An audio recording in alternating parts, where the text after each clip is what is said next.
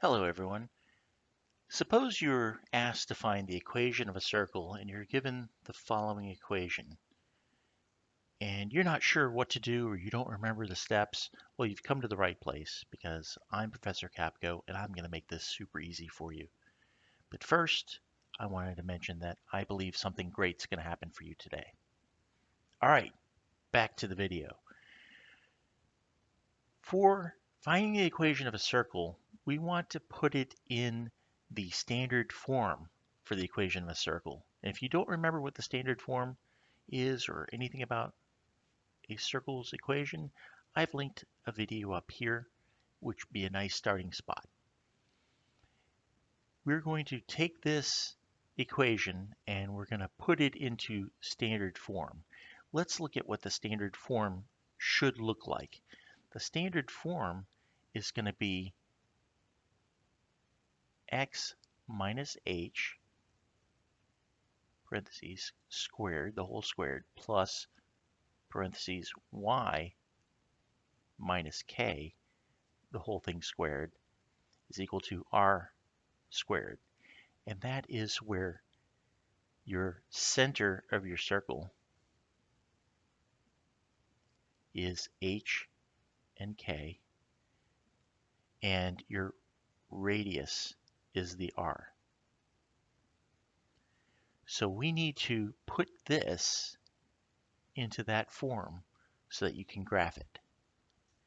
We're going to do that through a process known as completing the square.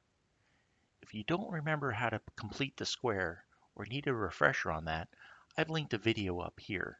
That's a good starting spot. Let's work on this particular one first. All right, so what we're going to do is the first step is we need to take this constant. This is a number that doesn't have a variable, and we need to move it to the other side of the equal sign. So we're going to start with that, and we do it by doing the opposite of what is here. This is adding 36, so I'm going to subtract 36 from both sides, so it remains balanced. I'm going to recopy everything down, so I've got x squared plus y squared minus 10x plus 12y. The 36 minus 36 is 0. I'm not going to write that down. I'm going to bring down my equal sign. And on this side, 0 minus 36 is negative 36. The next step is we're going to get this set up in a format, getting it ready to complete the square.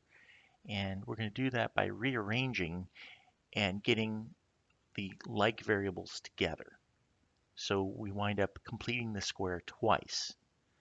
So let's take our x variables and let's start with those. I've got x squared, and I like to kind of put an underline or a check when I've taken care of that variable so I don't forget anything.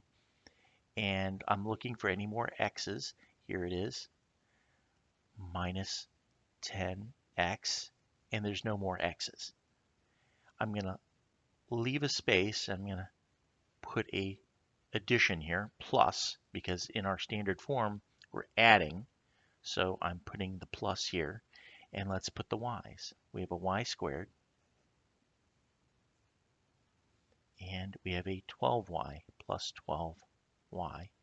I'm still going to bring down my equal sign and my minus 36.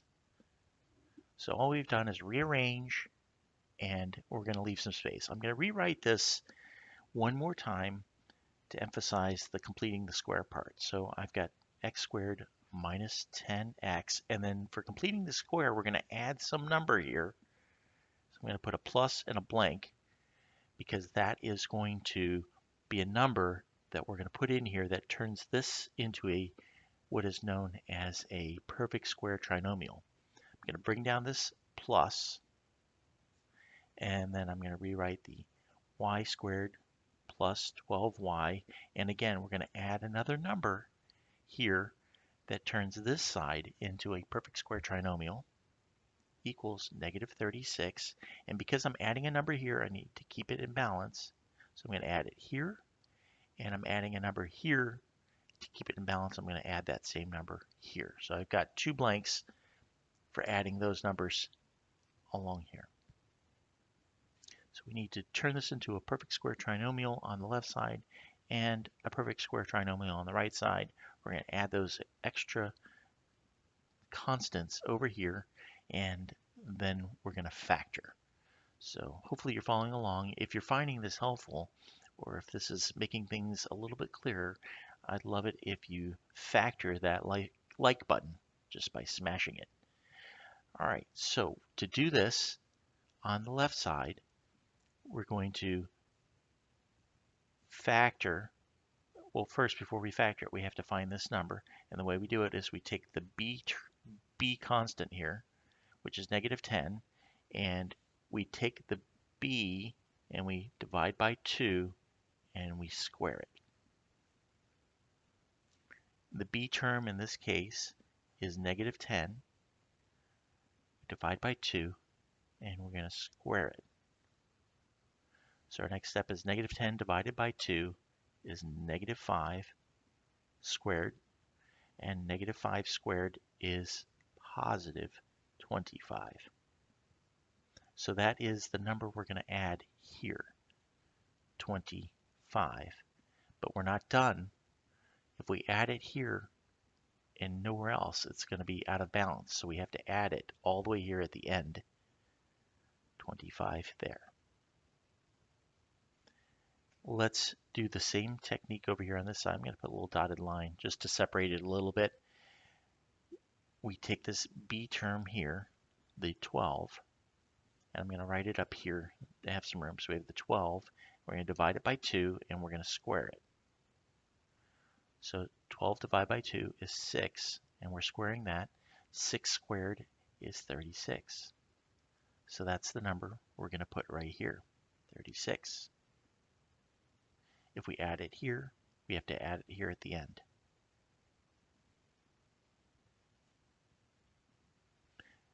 Let's clean this up and rewrite it all in a little bit cleaner form.